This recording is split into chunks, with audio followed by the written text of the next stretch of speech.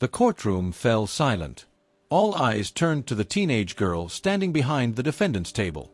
She was tiny compared to the judge's imposing desk, her oversized blazer swallowing her small frame. Her hands trembled slightly as she clutched a stack of papers. The judge leaned forward, his gavel resting in his hand. A mocking smirk crept across his face. "You mean to tell me," the judge began, his voice dripping with condescension, "that you, a child, intend to defend yourself in my court?" The courtroom erupted in murmurs. Lawyers exchanged incredulous glances. Spectators whispered behind their hands. The girl didn't flinch. She adjusted her glasses and cleared her throat. "Yes, Your Honor," she said calmly, her voice unwavering. "I believe I have the right to a fair trial, whether I'm represented by a lawyer or myself." The judge laughed. It was not a kind laugh. It was the laugh of someone who thought he was watching a spectacle. He leaned back in his chair, twirling his gavel in his hand. "Well then, young lady," he said, his voice oozing sarcasm, "let's see what you've got. This should be entertaining." But as the girl began to speak, laying out her defense, the smirks disappeared. The whispers stopped. One by one, jaws dropped. She spoke with clarity and precision, presenting her arguments like a seasoned attorney. Evidence was presented. Points were countered. By the time she finished her opening statement, the courtroom was dead silent, the judge's face a mix of shock and discomfort. How did a teenage girl end up here? Alone in a courtroom, defending herself against an army of experienced lawyers? To understand, we must go back to where it all began.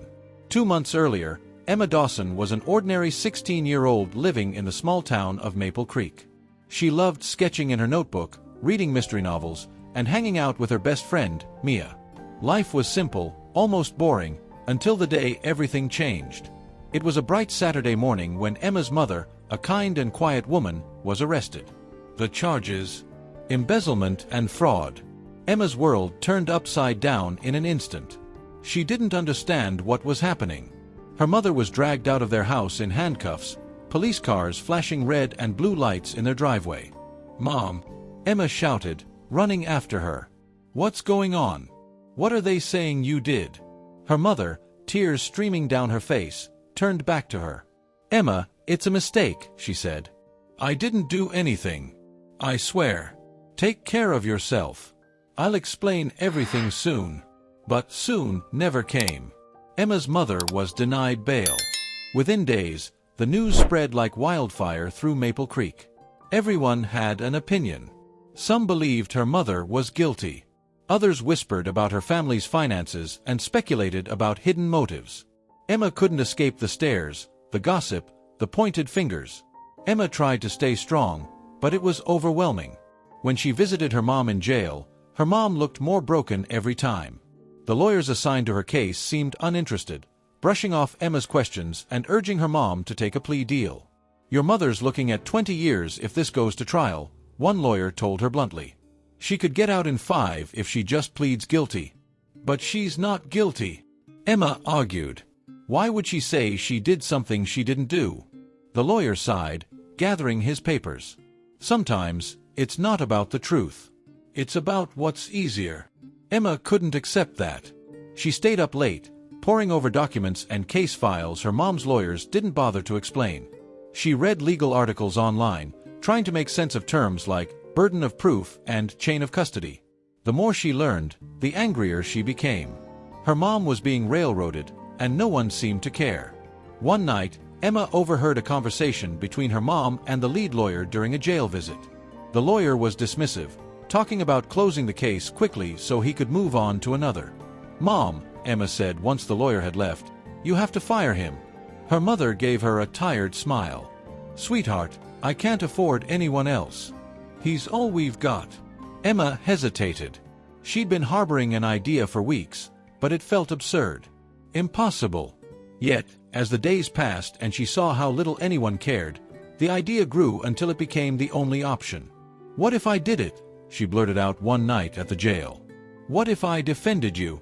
Her mom blinked, stunned. "Emma, you're a kid." "I know. But I've been reading about this. I've seen all the files. I understand the evidence better than those lawyers do." "They don't care, Mom." "But I do." Her mom shook her head. "Sweetheart, I appreciate what you're trying to do, but this is serious. It's not a school debate." Emma didn't back down. "Mom, if we leave it to them, you'll go to prison for something you didn't do. You always told me to fight for what's right, no matter what. Let me fight for you." Her mother stared at her, torn. After a long silence, she whispered, "I'll think about it." The next day, Emma visited the courthouse and requested the forms to become her mother's legal representative. The clerk raised an eyebrow, but handed them over. Over the next week, Emma worked tirelessly to prepare, gathering evidence, studying case law, and preparing arguments. Her mom was reluctant, but Emma's determination wore her down. And now, here she was, standing in a courtroom, facing a judge who thought she was a joke. The courtroom held its breath as Emma wrapped up her opening statement. Even the opposing lawyers looked unsettled. The judge, his mocking tone gone, leaned forward. "That was unexpected," he said slowly. "But you've only just begun. Let's see if you can keep this up." Emma adjusted her glasses and nodded. "Yes, Your Honor. I intend to." But as the prosecution began their opening arguments, Emma realized just how steep the uphill battle would be.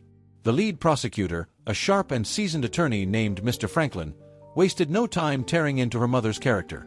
He painted a picture of greed and deception, backed by a mountain of supposed evidence. Emma's heart pounded as she listened. The first witness was called to the stand, Emma's mom's former co-worker, who claimed to have seen suspicious behavior. As Emma prepared her cross-examination, she felt the weight of the room pressing down on her. The judge's eyes bore into her. The jury's faces were a mix of skepticism and pity. "Miss Dawson," the judge said, "you may begin your cross-examination." Emma stood, clutching her notes. Her palms were sweaty, her knees shaky. But as she opened her mouth, something surprising happened. Her fear melted away. She had prepared for this. She knew the truth, and she was about to prove it. Emma adjusted her glasses, squared her shoulders, and stepped forward. The courtroom seemed to grow quieter with each step, the air heavy with doubt and anticipation. She reached the podium and glanced up at the witness, a middle-aged man named Mr. Carter. He sat stiffly, avoiding eye contact with Emma as he nervously adjusted his tie.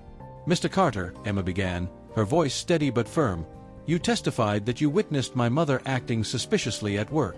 Can you describe exactly what you mean by suspiciously?" Mr. Carter cleared his throat, looking to the prosecutor for reassurance. "Well, I saw her staying late in the office. She'd be typing things into the computer and printing out documents. It seemed unusual." Emma tilted her head. "Staying late? Do you mean working overtime?" Yes, I suppose." "And did you ever think to ask her what she was working on?" Emma pressed. "Well, no," he admitted. "It wasn't my place." Emma nodded thoughtfully, pretending to consider his answer. Then she picked up a document from the stack on her table and held it up for the court to see. "This is a copy of the office attendance log from the past year," she said, handing a copy to the judge and the prosecutor. "According to this, Mr. Carter, you stayed late at work 37 times last year. My mother stayed late 41 times. Would you call your own behavior suspicious?" Mr. Carter's face turned red. "That's different," he stammered. "I wasn't." Emma didn't let him finish. "Let's talk about those documents you mentioned. The ones my mother printed. Did you ever see what was on them?" "No," he admitted. "But, so, you have no idea whether those documents were related to work or not?" "Well, no." Emma paused, letting the silence linger. The tension in the room was palpable. Then she turned to the jury, her voice clear and confident. "Ladies and gentlemen, Mr. Carter's testimony boils down to speculation. He didn't see anything illegal. He didn't ask any questions. He didn't even know what my mother was working on. Suspicion is not evidence, and it's certainly not proof." The judge raised an eyebrow, impressed despite himself. "You've made your point, Miss Dawson. You may step down, Mr. Carter." Emma returned to her seat, her heart pounding with adrenaline. She had won the first small battle, but she knew the war was far from over. The prosecution continued calling witnesses over the next few days, each one adding another layer to their narrative. A financial analyst claimed to have found discrepancies in the company's accounts, suggesting that funds had been funneled into a private account. A manager testified that Emma's mother had access to those accounts. And an IT specialist presented emails that seemed to implicate her mother in a scheme to manipulate the company's finances. Emma listened carefully, taking notes and analyzing every word. Some of the evidence seemed damning, but something about it didn't sit right with her. The emails, in particular, caught her attention. The wording felt off, formal, almost robotic, unlike the way her mother spoke or wrote. She stayed up late in her room, poring over the evidence. She compared the emails to one she had printed from her mom's personal account, noting differences in phrasing and tone.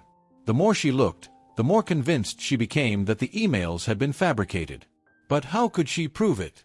The trial reached a turning point when the prosecution called their star witness, Mr. Brent Hawkins, the company's CEO. He was a tall, imposing man with a commanding presence. He strode to the witness stand with confidence, his tailored suit and polished shoes exuding power. Mr. Franklin, the prosecutor, wasted no time. "Mr. Hawkins, can you tell the court about the financial irregularities you discovered?" "Certainly," Mr. Hawkins said. "Over the course of 6 months, we noticed small but consistent amounts of money disappearing from our accounts.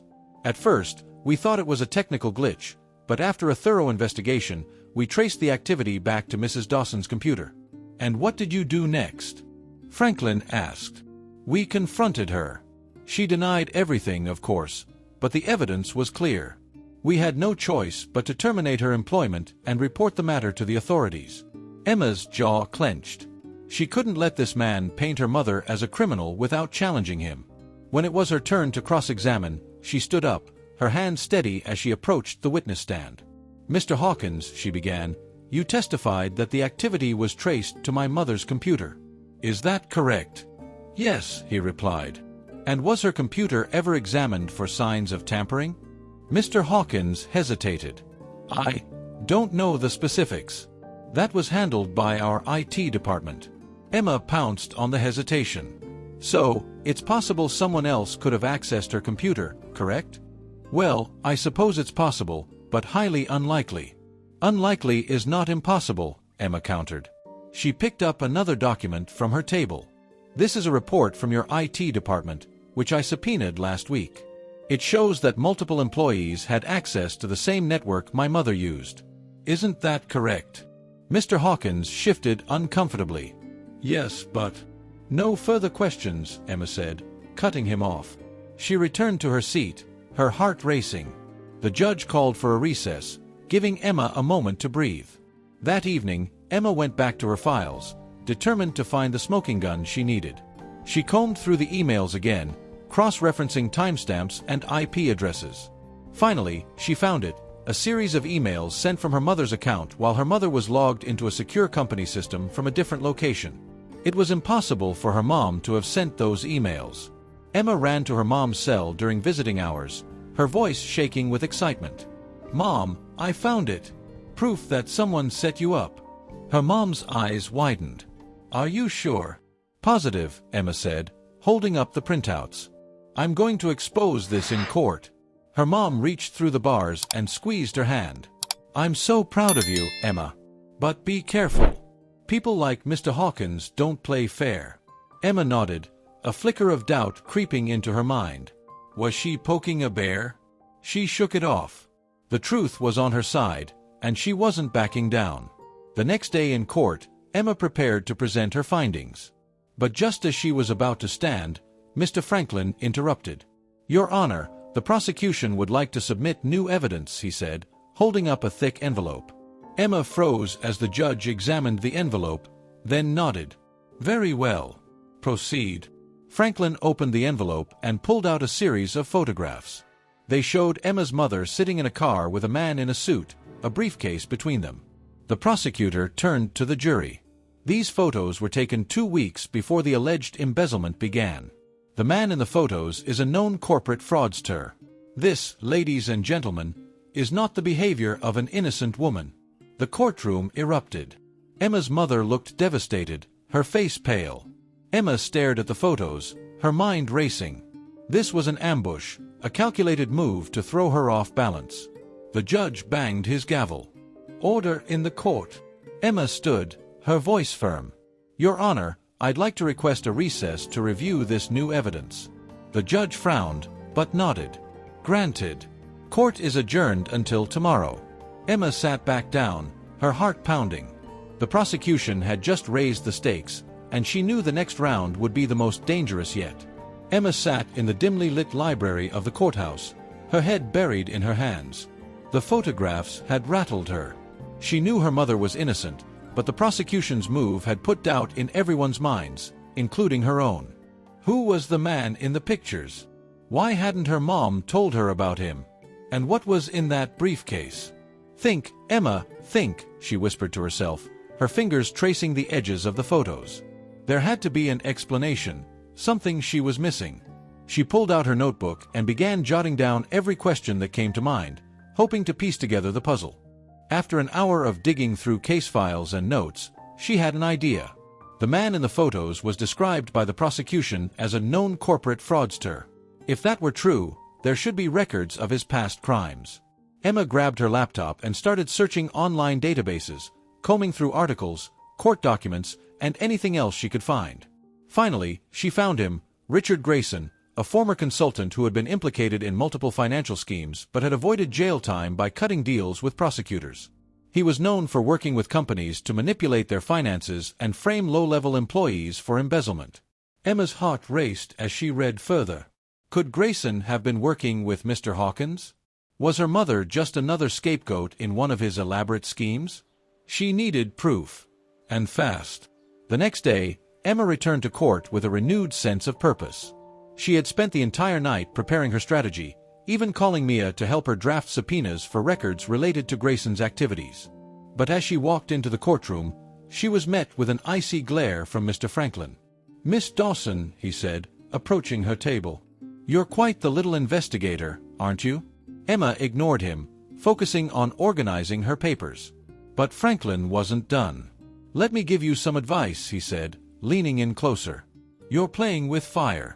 Drop this nonsense about Richard Grayson, or you'll regret it." Emma looked up, meeting his gaze with unwavering determination. "Is that a threat, Mr. Franklin?" He smirked. "It's a reality check."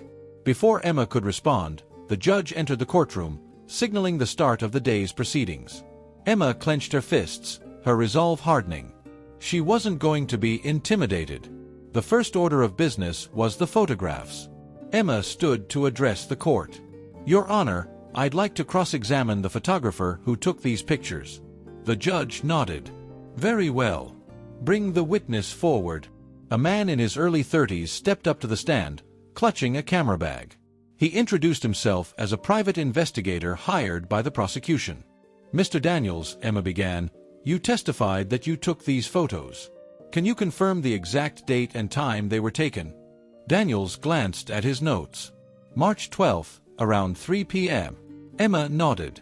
"And where were you positioned when you took them?" "Across the street from the parking lot." "Interesting," Emma said, picking up one of the photos. "Because this picture shows the car facing the sun, which sets in the west. But according to weather records from that day, it was overcast with no direct sunlight. How do you explain that?" Daniels shifted in his seat. I don't know. Maybe the lighting. Or maybe these photos were doctored," Emma said, her voice rising. "Isn't it true that altering photos is a simple process for someone with your expertise?" The courtroom buzzed with whispers.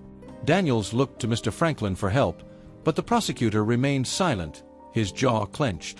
"I'm not saying they were doctored," Daniels stammered. "But—" "No further questions," Emma said, returning to her seat. She had planted the seed of doubt. Now it was time to build on it. During the next recess, Emma approached the clerk's office to check on the subpoenas she had filed the night before. To her relief, the records had arrived. She quickly scanned them, her eyes widening as she found what she was looking for: emails between Richard Grayson and Brent Hawkins, discussing a restructuring plan for the company. The language was vague but pointed, with phrases like eliminating liabilities and containing fallout. This was the smoking gun she needed. When the trial resumed, Emma called Mr. Hawkins back to the stand. He looked annoyed but composed, his confidence unshaken. Mr. Hawkins, Emma began, holding up the emails, are you familiar with Richard Grayson? Hawkins' expression darkened. I've met him, yes. And would you say you had a professional relationship with him? Not particularly, Hawkins said carefully. He offered consulting services to our company, but we declined. Emma raised an eyebrow. Really? Because these emails suggest otherwise. She handed copies of the emails to the judge, jury, and prosecution. Hawkins' face paled as he read them. These messages discuss a restructuring plan for your company, Emma continued. Specifically, they mention eliminating liabilities. Can you explain what that means? Hawkins swallowed hard. I don't recall these emails. Emma stepped closer, her voice sharp. Do you deny sending them? I'm saying I don't remember, Hawkins said, his voice rising. And even if I did, they don't prove anything. Emma turned to the jury. Ladies and gentlemen, these emails, combined with Mr. Grayson's history of fraud, paint a clear picture. My mother was set up to take the fall for a financial scheme orchestrated by Mr. Hawkins and Mr. Grayson. The so-called evidence against her is nothing more than a carefully constructed illusion. The jury looked visibly shaken. Even the judge seemed taken aback by Emma's boldness. As court adjourned for the day, Emma felt a surge of hope. She had delivered a powerful blow to the prosecution's case, but she knew the battle wasn't over. Mr. Franklin wouldn't go down without a fight. Sure enough, as Emma left the courthouse, she noticed a black car idling at the curb. The window rolled down, revealing a man in a dark suit. Miss Dawson, he said, his voice smooth and cold. A word of advice. Stay out of things you don't understand. Emma's stomach twisted, but she refused to show fear. Is that another threat? Call it a warning, the man said. You're in over your head, little girl. The car sped off, leaving Emma shaken but more determined than ever. Whoever these people were, they were scared, and that meant she was getting close to the truth. The next morning, Emma's alarm blared, but she was already awake, replaying the encounter with the man in the black car. His words were etched in her mind. You're in over your head. She shook off the lingering fear. If they were trying to scare her, it meant she was making progress. But she also knew she had to be smarter. One wrong move, and her mother could lose everything. Emma packed her notes and headed to court. As she walked through the doors, she spotted Mia sitting in the back row. Her best friend gave her a thumbs up, mouthing, "You've got this." It was the boost Emma needed to face the mounting pressure. The courtroom buzzed with tension as everyone took their seats. Today would be pivotal. The prosecution was expected to present their final witnesses, and Emma knew she had to dismantle their case before she presented her own. The first witness of the day was Mr. Franklin himself. The judge allowed the prosecutor to take the stand to clarify the origin of the photographs. Emma's gut twisted. This was a bold and strategic move. Franklin was a seasoned attorney, and putting himself on the stand was a way to control the narrative. Mr. Franklin, the defense attorney began, can you tell the court how these photographs were obtained? Franklin nodded confidently. Of course. Our office hired a private investigator, Mr. Daniels, to follow Mrs. Dawson after suspicions arose about her activities. And you were involved in the process of verifying the photographs' authenticity, the attorney pressed. Yes. I personally reviewed them to ensure they were unaltered and accurate, Franklin replied, his tone steady. Emma watched him closely, her pen tapping against her notebook. Something about his answer felt rehearsed. When it was her turn to cross-examine, she approached the stand with caution. Mr. Franklin, she began, you testified that you reviewed the photographs personally. Can you tell us what steps you took to verify their authenticity? Franklin's smile faltered for a fraction of a second. I examined the metadata and cross-checked the timestamps. And did you conduct this analysis yourself? Emma asked, tilting her head. Franklin hesitated. No, I had an assistant handle the technical aspects. Emma nodded. So, you relied on someone else's assessment to verify the photographs. Is that correct? Yes, but... Thank you, Mr. Franklin, Emma said, cutting him off. No further questions. As she returned to her seat, she caught the judge's gaze. He seemed intrigued, perhaps even impressed by her composure. But Emma knew she needed more than just small victories. She needed a knockout punch. The prosecution rested their case after Franklin's testimony, and the judge called for a lunch break before the defense could begin. Emma used the time to strategize. She had planned to call her mother to the stand, but now she wasn't sure. The prosecution would rip her apart, and any hesitation could hurt their case. Instead, Emma decided to call Richard Grayson as a witness. It was a gamble, but one she hoped would pay off. When court resumed, Emma stood and addressed the judge. "Your Honor, the defense calls Richard Grayson to the stand." A murmur spread through the courtroom as Grayson entered. He was impeccably dressed, his demeanor cool and detached. He took the oath and sat down, his expression unreadable. "Mr. Grayson," Emma began, "you were employed as a consultant for Mr. Hawkins' company, correct?" "Yes," he replied smoothly. "And what was the nature of your work?" "I was brought in to evaluate financial systems and provide recommendations for improving efficiency." Emma raised an eyebrow. "Recommendations like embezzlement?" Grayson's eyes narrowed. "I don't appreciate the accusation." "It's not an accusation," Emma said, holding up the emails. "These messages between you and Mr. Hawkins suggest otherwise. Can you explain why you referred to eliminating liabilities?" Grayson shifted in his seat, his polished facade beginning to crack. It was a figure of speech. "We were discussing streamlining operations." Emma nodded, pretending to accept his answer. Then she delivered her next question like a hammer blow. "Mr. Grayson, are you aware that the emails you sent were traced to an IP address registered to a hotel across town from your usual office? Specifically, a location near where the photographs of my mother were taken." Grayson's jaw tightened. "I don't recall." Emma leaned forward, her voice sharp. "You don't recall orchestrating a scheme to frame my mother for your crimes? You don't recall meeting with Mr. Hawkins to discuss how to shift the blame?" "That's ridiculous," Grayson snapped, his calm exterior shattered. "Is it?" Emma said, her voice rising. "Because your history says otherwise. You've been implicated in multiple cases of fraud. You cut deals to avoid prison. And now you're trying to do it again, aren't you?" The courtroom erupted in whispers. Grayson looked to Franklin, who avoided his gaze. The judge banged his gavel, calling for order. "I have nothing further," Emma said, returning to her seat. She glanced at the jury, noting their reactions. Some looked skeptical, but others seemed convinced. It was a start. After court adjourned for the day, Emma lingered in the hallway, reviewing her notes. She had made progress, but there was still a long way to go. As she packed up, she noticed a man in a gray hoodie watching her from across the lobby. He quickly turned away when she looked at him, disappearing into the crowd. Emma's heart raced. She couldn't shake the feeling that she was being followed.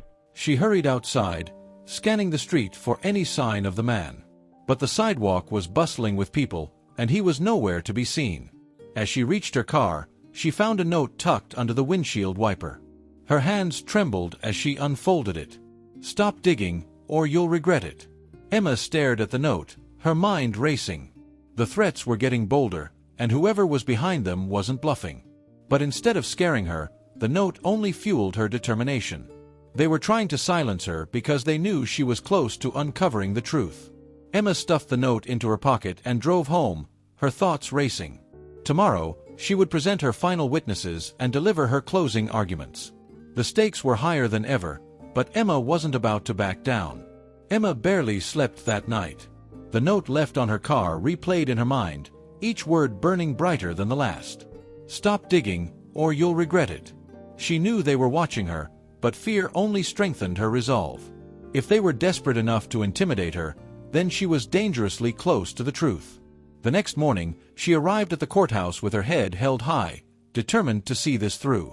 Today was her turn to present her case, and she planned to make every second count. The courtroom was unusually quiet as the judge called the session to order. The prosecution had been caught off guard by Emma's cross-examinations and her relentless pursuit of evidence, and the jury seemed increasingly skeptical of their narrative. But Emma knew she had to deliver something irrefutable to win them over completely. "Your Honor," Emma said, rising from her seat, "the defense would like to call Brent Hawkins to the stand." The room shifted as Hawkins stood and approached the witness stand. His confidence from earlier in the trial had faded, replaced by a guarded unease. He adjusted his tie as he was sworn in, avoiding Emma's gaze. "Mr. Hawkins," Emma began, her voice steady, "you testified earlier that you had no direct involvement with Richard Grayson beyond preliminary discussions. Is that correct?" "That's correct," Hawkins replied tersely. "And yet," Emma said, holding up the email she had introduced earlier, "these messages show detailed exchanges between you and Mr. Grayson about a restructuring plan.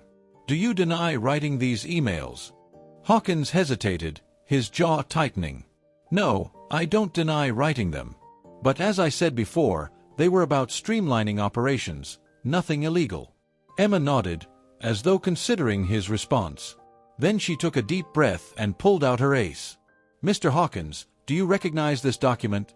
she asked, holding up a printed ledger. Hawkins frowned, leaning forward to look at it. "It's a financial report." "Specifically," Emma clarified, "it's an internal financial report from your company, showing discrepancies in the accounts you claimed my mother embezzled from. But here's the interesting part. The discrepancies started 3 weeks before my mother even had access to those accounts. Can you explain that?" The jury's attention sharpened. Hawkins shifted in his seat, visibly uncomfortable. I'd have to review the document to confirm its accuracy." "I'm sure you would," Emma said, her voice firm. "But it's already been authenticated. So I'll ask again. How could my mother have embezzled money from accounts she didn't even have access to?" Hawkins' face reddened. "I don't know. Maybe there's been a mistake. Or maybe," Emma said, stepping closer to the jury, "this was never about my mother. Maybe the real culprit needed a scapegoat to cover their tracks." The courtroom buzzed with whispers. The judge banged his gavel for order, but Emma wasn't done. "Mr. Hawkins, isn't it true that you hired Richard Grayson specifically because of his expertise in financial manipulation? And isn't it true that the two of you orchestrated this scheme to frame my mother while you pocketed the stolen funds?" Hawkins glared at her, his composure unraveling. "That's absurd. I've done nothing wrong." Emma held up the emails again. "These messages say otherwise. And when paired with the financial records and Mr. Grayson's history, it's clear what really happened. You set my mother up." "I object," Mr. Franklin shouted, rising from his seat. "This is speculation, Your Honor." The judge turned to Emma. "Miss Dawson, do you have concrete evidence to back up this line of questioning?" Emma hesitated for a moment, then reached for her final piece of evidence. "Yes, Your Honor, I do." She handed a USB drive to the bailiff. This drive contains logs from the company's server, showing unauthorized access to the accounts in question. The IP address used matches one registered to Mr. Hawkins' personal device. The courtroom gasped. Hawkins looked as though he'd been struck. "That's a lie," he shouted. "She's lying." The judge raised his hand to silence him. "We'll have the evidence reviewed. For now, the witness may step down." Hawkins stormed off the stand, his face flushed with fury. Emma returned to her seat, her heart pounding. She had played her strongest cards, but the outcome was still uncertain. The court adjourned for a brief recess, and Emma stepped outside to catch her breath. Mia was waiting for her, practically vibrating with excitement. "You crushed it in there," Mia said, pulling Emma into a hug. Hawkins looked like he was about to explode. Emma smiled faintly. "It's not over yet. The jury still has to believe me." "They will," Mia said firmly. "You're amazing." Emma's smile faded as she glanced around, scanning the crowd. She couldn't shake the feeling that she was being watched. The memory of the note and the man in the gray hoodie lingered in her mind. "Let's get back inside," she said, her voice tight. "I don't want to be out here too long." Mia nodded, sensing her unease, and they headed back into the courthouse. As court resumed, Emma prepared for her closing argument. She stood before the jury, her hands steady as she gripped the podium. "Ladies and gentlemen of the jury," she began, "this case is about more than just evidence. It's about justice. My mother is an honest, hard-working woman who has been framed for a crime she didn't commit. The real criminals, Brent Hawkins and Richard Grayson, have gone to great lengths to cover their tracks, but the truth is clear. They used my mother as a scapegoat to hide their own greed." Emma took a deep breath, meeting the eyes of each juror in turn. "This isn't just about clearing my mother's name. It's about sending a message that no one is above the law. Not CEOs. not seasoned criminals. No one. She returned to her seat, her heart hammering in her chest. The prosecution delivered their closing argument, doubling down on their narrative, but Emma could see the cracks forming. The jury was no longer fully convinced. As the judge dismissed the court for the day, Emma gathered her things and walked toward the exit. But as she reached the door, a hand grabbed her arm. She turned to see the man in the gray hoodie standing close, his face partially obscured. "You don't know what you're getting into," he hissed. "Walk away while you still can." Emma yanked her arm free, glaring at him. "I'm not afraid of you." "You should be," the man said. Then he disappeared into the crowd, leaving Emma shaken but resolute. She stepped outside, her resolve stronger than ever. No matter the risks, she would see this through to the end. The tension in the courtroom was nearly unbearable as the trial entered its final stages. Emma woke that morning with a mix of determination and dread, knowing today might determine whether her mother would walk free or spend years in prison. The threats she had received, the strange encounters, they only reinforced the stakes. This wasn't just about her mother anymore. It was about standing up to corruption and proving that truth could prevail, even against powerful adversaries. When Emma arrived at the courthouse, the air felt different. Reporters crowded the steps, their cameras flashing as they shouted questions at her. The trial had drawn local attention, and now the nation was watching. Everyone wanted to know how a teenage girl had managed to rattle seasoned prosecutors and expose a company's dark secrets. Emma ignored them, keeping her focus on what mattered. She had one more witness to call, a witness who could blow the case wide open. The courtroom was packed as the session began. Emma stood, her hands steady as she addressed the judge. "Your Honor," the defense calls Richard Grayson back to the stand. The murmur that rippled through the courtroom was almost audible disbelief. Grayson looked startled, but he quickly masked it with his usual composure. He strode to the stand with an air of confidence, clearly assuming Emma had nothing left to corner him with. But Emma had spent the previous night preparing for this moment. She had dug deeper into the server logs, cross-referenced timestamps, and uncovered something Grayson thought he had hidden. "Mr. Grayson," Emma began, "during your previous testimony, you denied having any role in framing my mother. Is that correct?" "That's correct," he said smoothly. "And you also testified that you were brought in solely as a consultant to evaluate financial systems." "Yes." Emma paused, letting the silence linger before pulling out a document. "Can you explain this contract, Mr. Grayson? The one that shows you were paid a substantial bonus for your role in implementing cost-saving measures, a term that coincides with the same period the alleged embezzlement occurred." Grayson's calm facade faltered for a moment, his eyes narrowing. "That's a standard performance bonus." "Is it?" Emma pressed, holding up another document. "Because this internal memo suggests otherwise. It outlines a plan to reduce exposure by placing liability on an employee who had no direct access to key accounts. And your name is on this memo." Grayson shifted in his seat, visibly uncomfortable. "I wasn't involved in drafting that memo." Emma's eyes bore into his. "But you received a copy of it, didn't you?" Grayson hesitated, glancing at the jury. "I don't recall." "Then let me refresh your memory," Emma said, handing a copy of the memo to the judge. This document was retrieved from the company's server. It was sent to your email address and opened on your computer. Would you like to explain why? The tension in the room was palpable. Grayson opened his mouth, then closed it, his face pale. Emma seized the moment. "Mr. Grayson, isn't it true that you conspired with Brent Hawkins to frame my mother? That you fabricated evidence to make her appear guilty, all while covering up your own theft?"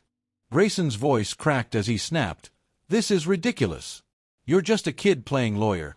You don't know how this works." The judge pounded his gavel. "Order in the court." Emma didn't back down. "You're right, Mr. Grayson. I'm just a kid.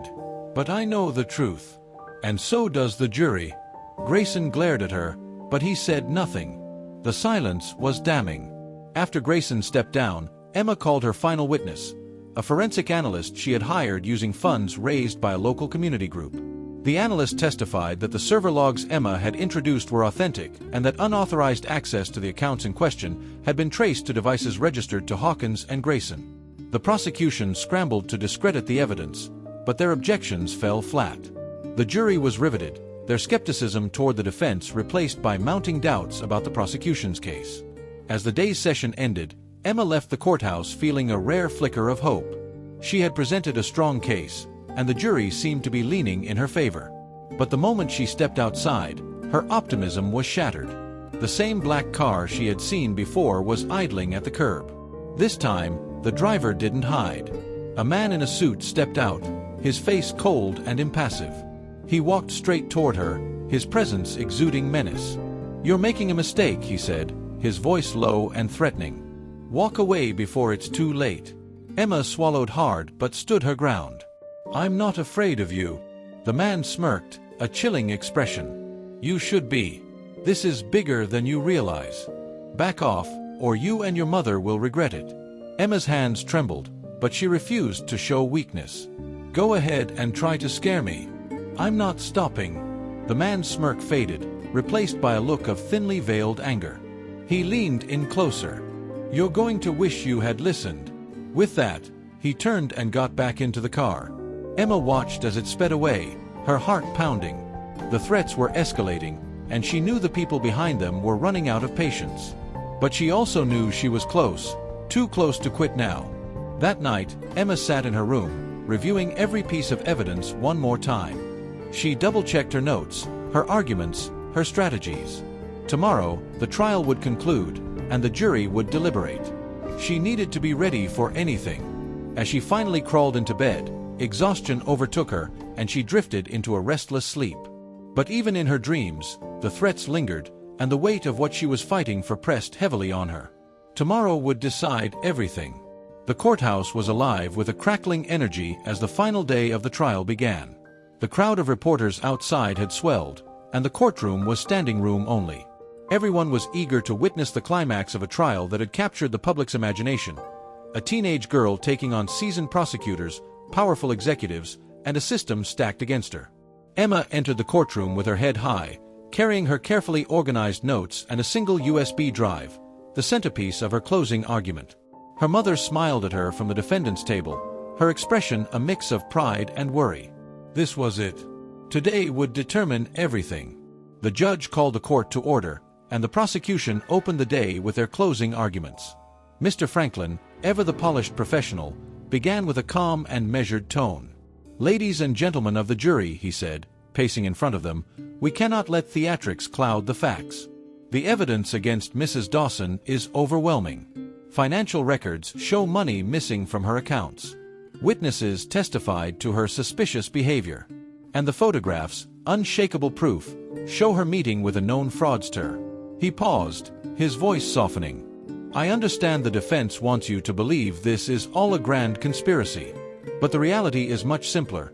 Mrs. Dawson made a mistake, and now she must face the consequences." Emma studied the jury as Franklin spoke. Some jurors nodded along with him, but others wore skeptical expressions. She knew she had to capitalize on that doubt. When Franklin finished, he sat down with a confident smirk, as if he'd just delivered the final blow.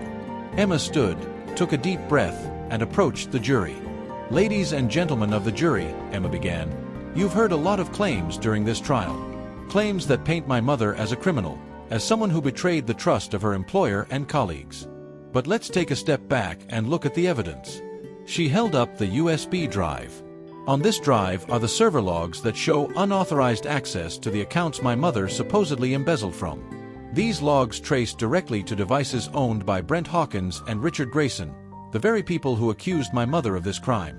Emma walked slowly in front of the jury, meeting their eyes one by one. "Ask yourselves this. Why would my mother need to access those accounts from someone else's computer? Why would she risk everything for money she didn't need or use? The answer is simple. She wouldn't. And she didn't." She placed the USB drive on the evidence table, then picked up the photographs that had been a cornerstone of the prosecution's case. "Now let's talk about these pictures. The prosecution claims they show my mother meeting with Richard Grayson to plan the embezzlement. But these photos don't tell the whole story." Emma turned to the jury, her voice firm. "We've proven that these photographs were staged. The lighting, the timing, the inconsistencies, they all point to one conclusion. These images were doctored to frame my mother." She paused, letting her words sink in. The courtroom was silent, the jury hanging on her every word. "But there's something else you should know," Emma said, her voice rising. "The man behind these photos, Richard Grayson, has a history of manipulating evidence and framing innocent people. He's done it before, and he's doing it again. The only difference this time is that he got caught." Emma turned toward the judge. "Your Honor, I'd like to submit a sworn affidavit from one of Mr. Grayson's former clients, who testifies to his role in a similar scheme 5 years ago."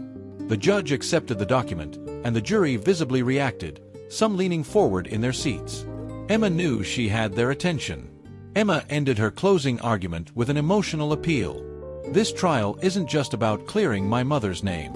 It's about justice. It's about standing up to people who think they're too powerful to be held accountable. My mother didn't commit this crime. She's a scapegoat for the real criminals, Brent Hawkins and Richard Grayson. I trust you to see the truth and make the right decision." As she sat down, the courtroom erupted in whispers. Even the judge looked impressed, though he quickly restored order with a sharp rap of his gavel. The jury deliberated for hours. Emma sat with her mother in the hallway, the weight of the trial pressing down on her like a lead blanket. Mia stayed close, offering quiet words of encouragement, but Emma couldn't shake the knot of anxiety in her stomach. Finally, the bailiff emerged. "The jury has reached a verdict." Emma's heart pounded as they filed back into the courtroom. She clutched her mother's hand, her mind racing through every possible outcome. The judge addressed the jury. "Have you reached a verdict?" The foreperson stood, holding a small piece of paper. "We have, Your Honor. Please read the verdict." The foreperson unfolded the paper and cleared their throat. "In the case of the State versus Dawson, we find the defendant not guilty." The words hung in the air for a moment before the courtroom erupted in gasps and cheers. Emma's mother broke down in tears, pulling Emma into a tight embrace. "You did it," her mother whispered. "You saved me." Emma's own tears spilled over as relief washed through her. But amidst the celebration, she couldn't ignore the grim expression on Brent Hawkins' face as he was led away in handcuffs. Richard Grayson, too, was arrested on charges of perjury and fraud. The battle was won, but Emma knew the war against corruption was far from over. That night, Emma and her mother returned home to find the house filled with neighbors and friends, all eager to celebrate. Mia handed Emma a sparkling cider, grinning. "To the smartest, bravest lawyer I know," Mia said, raising her glass. Emma laughed, though her smile was bittersweet. The trial had taken a toll on her, and the threats she'd faced still lingered in her mind. But for now, she allowed herself to celebrate. Her mother was free, and the truth had prevailed. As the night wore on, Emma stepped outside to catch her breath. The cool night air was refreshing, but it also carried a sense of unease. She couldn't shake the feeling that someone was still watching her. From the shadows, a figure emerged. It was the man in the suit, the same one who had threatened her outside the courthouse. He stopped a few feet away, his expression unreadable. "This isn't over," he said quietly. "You made enemies today, Emma. Powerful enemies." Emma straightened, meeting his gaze with unwavering resolve. "Good," she said. "Let them know I'm not afraid of them." The man smirked, but there was no humor in it. "You should be." Then he turned and disappeared into the darkness. Emma stood there for a long moment, her heart pounding. She didn't know what the future held, but she knew one thing for sure. She wasn't backing down. Not now. Not ever. The aftermath of the trial brought relief but also unease. Emma's mother was free, the truth had prevailed, and the corrupt dealings of Brent Hawkins and Richard Grayson were finally exposed. Yet, Emma couldn't shake the sense that a storm was still brewing. The man's ominous warning haunted her thoughts. "You made enemies today. Powerful enemies." Life returned to a semblance of normalcy for a few weeks. Emma and her mom tried to rebuild their lives, but the shadow of the trial loomed large. Reporters continued to hound them, their faces plastered across newspapers and TV screens. Emma was hailed as a legal prodigy, but she felt far from invincible. She knew the kind of people she had challenged didn't go down quietly. One crisp autumn morning, Emma's phone buzzed with an unknown number. She hesitated before answering. "Hello, Miss Dawson," the voice on the other end said, smooth and cold. "I think it's time we met in person." Emma's stomach dropped. She recognized the voice. It was the man from the courthouse. Her grip on the phone tightened. "What do you want?" she demanded. "A chance to talk," he said calmly. "You've stirred up a lot of trouble, and it's in everyone's best interest to resolve this quietly."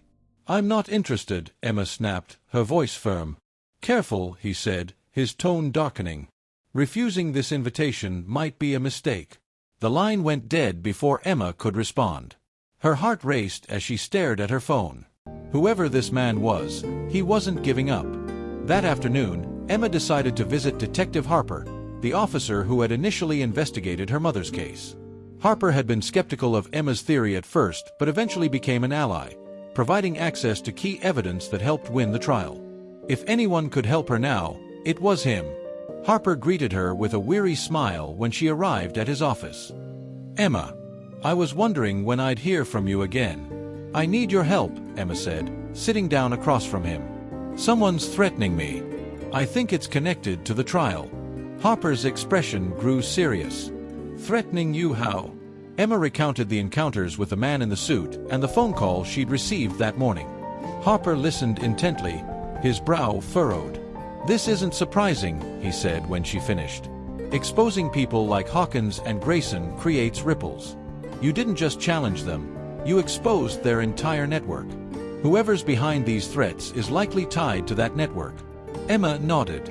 "But why come after me now? The trial is over. They've lost."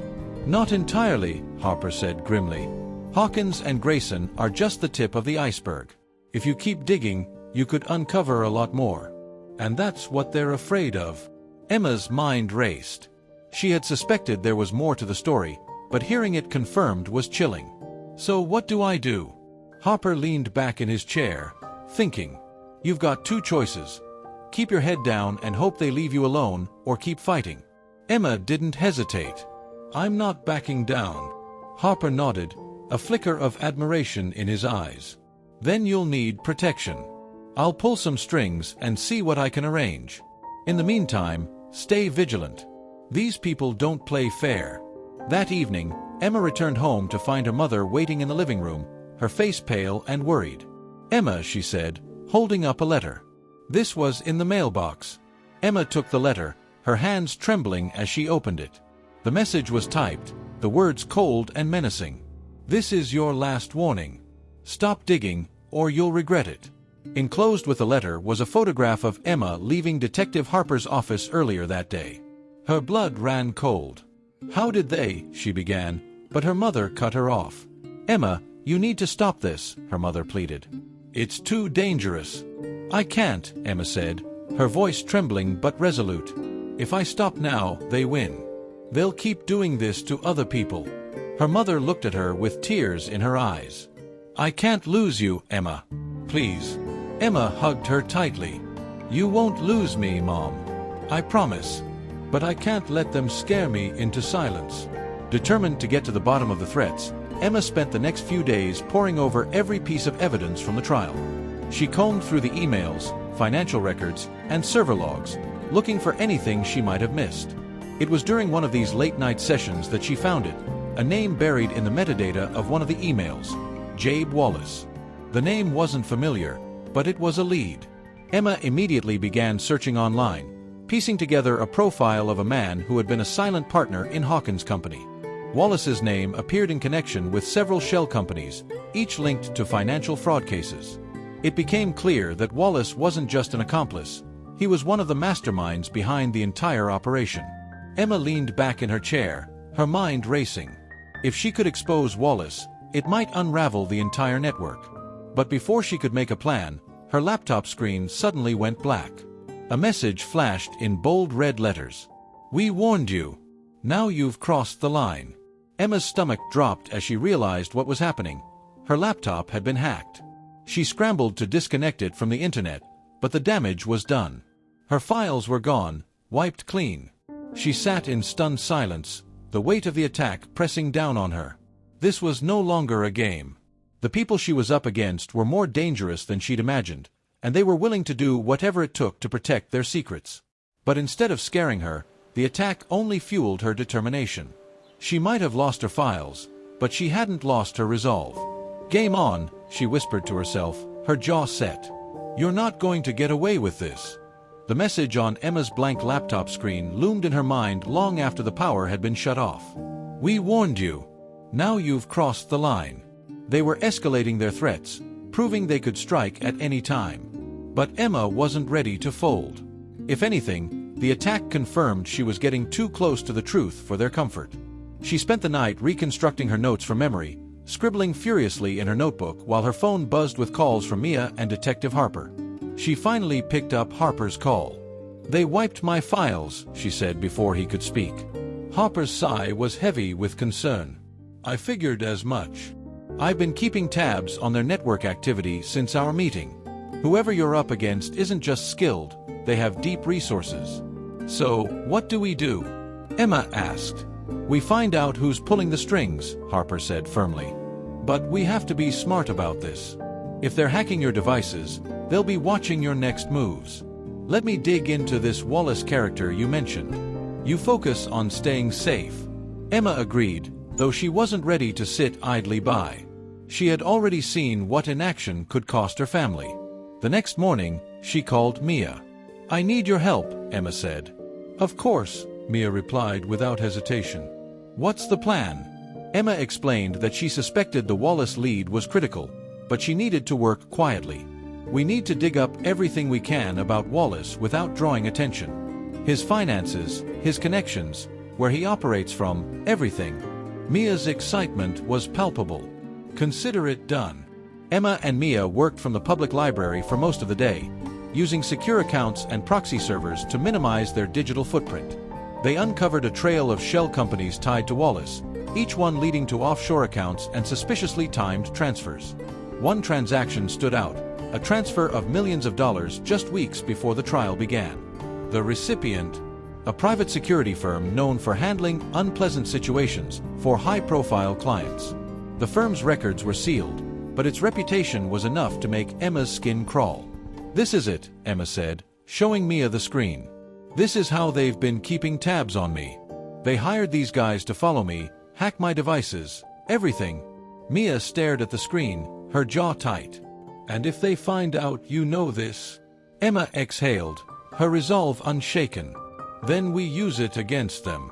If I can prove Wallace hired this firm to intimidate me, it ties him directly to the threats." But just as they started downloading the files, the computer screen flickered, and an error message appeared, "Unauthorized access detected." "Shut it down," Emma hissed, yanking the power cord. The computer went dark, but the damage was done. They had been spotted. That evening, Emma returned home to find Detective Harper waiting on her porch. "Did you think I wouldn't notice the digital footprint you left today?" he asked, arms crossed. "We found something," Emma said, leading him inside. "Wallace hired a private security firm to monitor me. It's all tied to his accounts." Harper nodded grimly. "And now they know you know. They'll tighten their grip." Emma's mother appeared in the doorway, her face etched with worry. "What's going on?" Emma hesitated, then turned to Harper. "We can't keep waiting for them to strike first. What's our next move?" Harper took a deep breath. "We go after Wallace directly. But we'll need more than just financial records. We need concrete evidence linking him to the threats, the hacking, and the fraud." Emma knew it was a long shot, but she also knew it was their only option. "How do we get it?" Harper's expression hardened. "We make him think you're backing down. If he believes the threat is neutralized, he might get sloppy." Emma frowned. "You want me to pretend I'm giving up?" "Exactly," Harper said. "But you won't actually stop. You'll just make it look like you have while we gather the evidence." Emma hated the idea of playing into Wallace's hands, but she saw the wisdom in Harper's plan. "Fine," she said. "But this has to work." The next morning, Emma posted a carefully worded message on her social media accounts, thanking everyone for their support and announcing that she and her mother were stepping back from the public eye to focus on healing. The post drew mixed reactions. Some praised her bravery, while others speculated that the threats had finally scared her into silence. Meanwhile, Harper worked behind the scenes to gather surveillance on Wallace. He used his connections to obtain a warrant for the private security firm's records, which revealed a series of encrypted messages between Wallace and its operatives. The messages detailed orders to apply pressure on Emma and eliminate any loose ends. It was damning evidence, but Harper needed one more piece to seal the case: proof that Wallace had orchestrated the fraud that led to the trial. That meant accessing his personal files, a task that required going directly to his estate. Late that night, Emma and Harper sat in his car outside Wallace's sprawling mansion. The security was tight, with guards patrolling the grounds and cameras covering every angle. "This is insane," Harper muttered, scanning the layout. "We'll never get in undetected." Emma, however, had been studying the security firm's practices. "They rely on predictable routines," she said, pointing to the side gate. "That patrol will shift in 5 minutes. That's our window." Harper stared at her, incredulous. "You've done this before?" "No," Emma admitted, "but I've read a lot of detective novels." Harper shook his head but followed her lead. Together, they slipped through the side gate, navigating the shadows toward the main house. Emma's heart pounded as they reached Wallace's office, her hands shaking as she typed the code she had deduced from his financial records. The door clicked open. Inside, Harper began rifling through files while Emma booted up Wallace's computer. She inserted a USB drive and started downloading everything she could find. "Hurry," Harper whispered. "We're running out of time." The computer screen flashed. "Download complete." Emma yanked the drive just as an alarm blared through the mansion. "Run!" Harper shouted. They sprinted out of the office, dodging guards as chaos erupted around them. By the time they reached the car, Emma's heart felt like it might burst. They peeled out of the driveway, leaving the mansion and Wallace's empire exposed. The following morning, Emma sat at Detective Harper's desk, staring at the USB drive they had risked everything to retrieve. It felt like the weight of the world was stored in that tiny device.